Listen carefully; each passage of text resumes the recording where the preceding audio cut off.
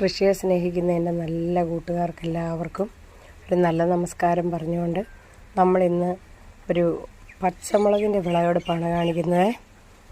വായോ.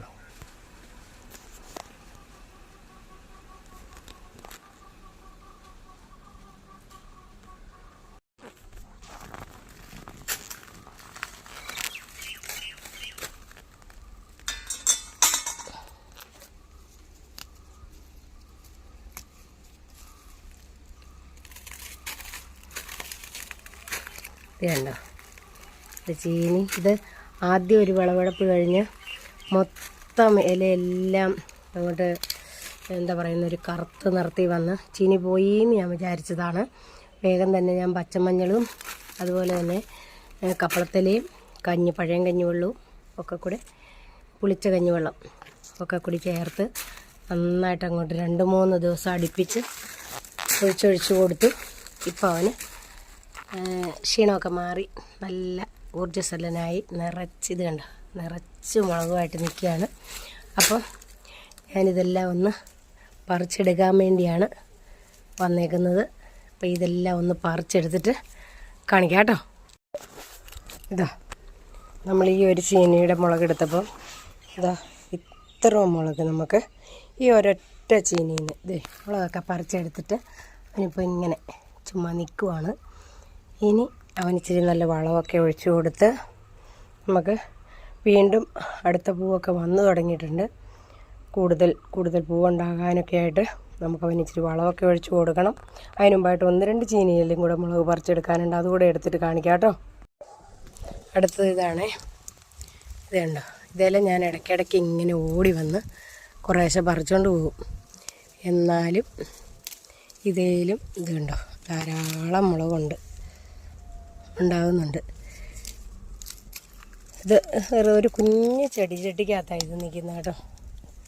ഇതൊരു പഴയ ചെടിച്ചട്ടിയായിരുന്നു. ഞാൻ അന്നേരം ചുമ്മാ ഒരു ചീനിത്തൈ ഇതിനകത്തേക്ക് പറിച്ച് നട്ടതാണ്. ഒന്നല്ല 3 പേരുണ്ട് ഇതിനകത്ത് കേട്ടോ. ഒരു 3 പേരും കൂടി എന്താ പറയുക കുറേ മുളക് എനിക്ക് തന്നു. എന്താ ഇതിൻ്റെ വിളവെടുപ്പ് കഴിഞ്ഞു. ഇത് കണ്ടോ ഒരു കുഞ്ഞ് ചീനിയാട്ടോ. ഇത് കണ്ടോ വളരെ ഒരു കുഞ്ഞ് ചീനി. അതും ഒരു ചെടിച്ചട്ടിക്കകത്താണ് ഞാൻ നട്ടിരിക്കുന്നത്. അത് കണ്ടോ അതേലും നിറച്ച് മുളകുണ്ട്. നമുക്ക് അതും എടുക്കാം. ഇനി ഇത് ചാക്കിനകത്താണ് നിൽക്കുന്നത് കേട്ടോ. ഈ സിമൻറ്റ് ചാക്കാണിത്. ഈ സിമൻറ്റ് ചാക്കിനകത്താണ് ഇവിടെ ഒരാൾ നിൽക്കുന്നത് കണ്ടോ. അതെ മതിലിൻ്റെ താഴെയായിട്ട് ഞാൻ ചുമ്മാ സിമൻറ്റ് ചാക്കിനകത്ത് നട്ട് വെച്ചിരിക്കുന്നത് കണ്ടോ. എന്തുമാത്രം മുളകുണ്ടെന്ന് കണ്ടോ. ഇതാ നിറച്ച് മുളകാണ്. ഒരാൾ പഴുത്തൊക്കെ നിൽക്കുന്ന വിത്തെടുത്തോളാനും പറഞ്ഞ് നിൽക്കുക. ഇതാ ഇത് കണ്ടോ.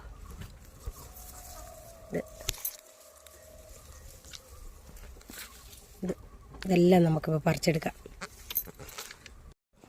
ഇനി നമുക്ക് 2 ചീനിയുടെയും കൂടെ വിളവെടുക്കാനുണ്ട്. ഇതെല്ലാം എപ്പോഴും ഇടയ്ക്കിടയ്ക്ക് ഞാൻ വന്ന് പറിക്കുന്നതാണ്.